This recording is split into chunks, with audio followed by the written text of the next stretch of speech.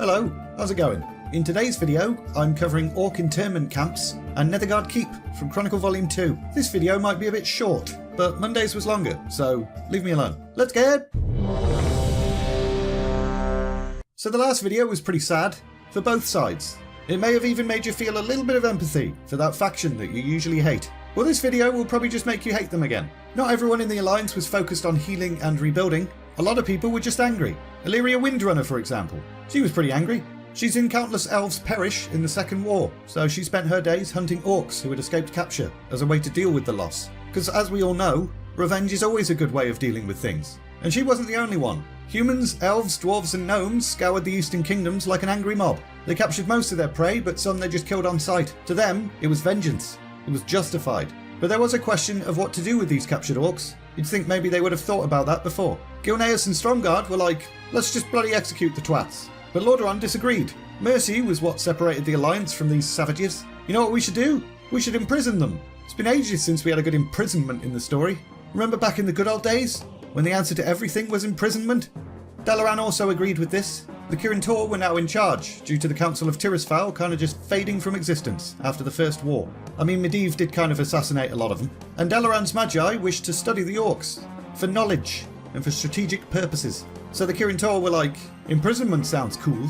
If we understand the Orcs' strengths and weaknesses, things will be a lot easier if war ever breaks out again. Eventually, the Alliance came to an agreement. Member nations would fund the construction of internment camps. One of Stromgarde's most celebrated soldiers, Danath Trollbane, would oversee these prisons. Or most of them anyway. He did delegate control of Durnhold Keep to a lord named Aedalus Blackmore, that alcoholic guy who found baby Thrall and made him a gladiator slave.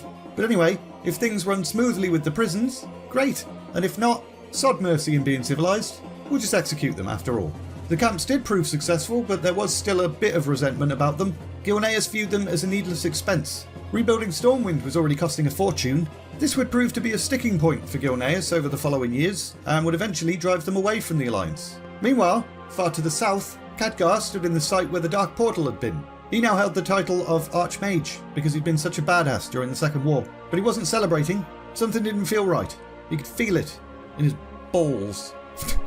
The fell energies used by the Horde had killed much of the land in the region, and it was continuing to get worse. Even though the gateway had been destroyed, fell magic was still seeping in somehow, and that's terrible.